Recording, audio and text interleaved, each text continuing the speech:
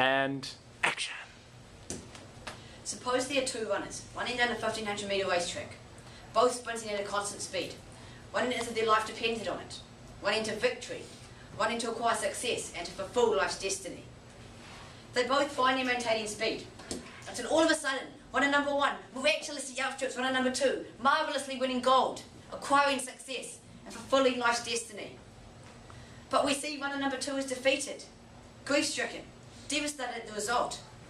He feels dispirited, without hope, but over time realises that winning doesn't mean everything. He won silver, and that in itself is a success. In this story, the race is used to represent schools, public and private, only a short section of their life's journey. Can money buy better education? It's a debate that rages across the playgrounds and living rooms all over the world. It's a debate that not only divides politicians, but pits parent against parent.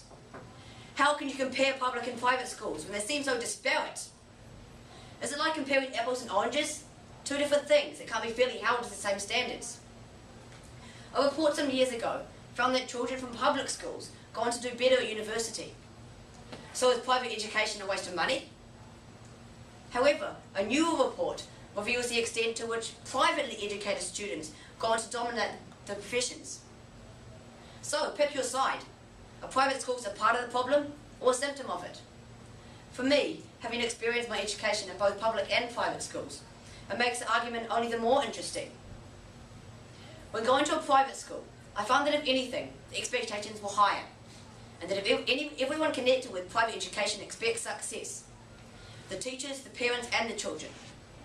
I furthermore understood that in a private school, an individual has to make more of an effort to come to terms with his or her failings, as the emphasis is on the private person.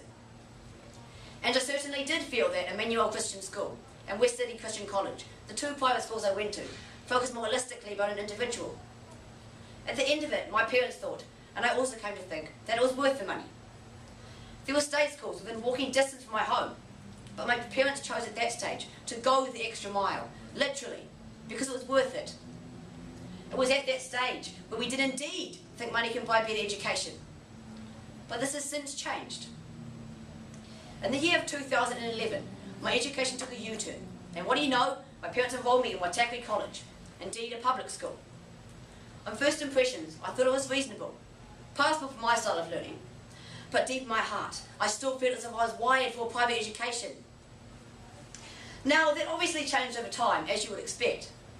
And soon enough, after realising that I was not only performing higher grades, but also feeling more ease in myself, I was back. Back into not only the real world, but also back on track with my life.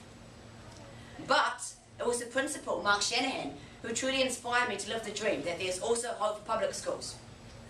From the very first assembly, introducing the year 9 into the college, I knew I was destined for greatness within this public sector system, and that it would be this public system which proves my potential to this world. I now look back and think how stupid we are to have spent thousands of dollars a year. We don't get the same education, maybe even better, for free, right on my doorstep. I was hooked, captivated, and confident that public schools are the way to go, the gateway to success. But now I've come to think differently. But now I've formed a completely different belief. But now, oh how, oh wow, I see the real truth. I see the contrived realities come to pass. I see that our society has gone way too far down this path of caution. I see the pointlessness of this argument in the first place. For there is no winner, there is no loser, there is no leader, there is no follower, there is no mediocre, there is no top-notch. Schools are schools, and they should remain at that. Yes, there will always be different types of schools, but that shouldn't be a factor of this issue. That shouldn't be the reason why I'm standing up here in the first place. Through my experience, I've learned and believe that if you're an individual who loves learning and knowledge, who seeks out their own education, who strives for excellence just as I am now, then where or how you go to school will not be the defining factor of who you become. Now remember how earlier I was talking about those two runners running down a racetrack? Well, that's the epitome of our journey through high school. The race, our journey through high school, is only a short section of our life's journey. Therefore, winning gold in the first round, so to speak, doesn't determine the ultimate winner. It's how you continue on in the next rounds, namely tertiary institutions, a university, which truly proclaims who you are and defines your legacy. For money cannot buy better education or even happiness. But you can. You have the key to success. You are in control of your own destiny. Thank you. Marvellous, marvellous.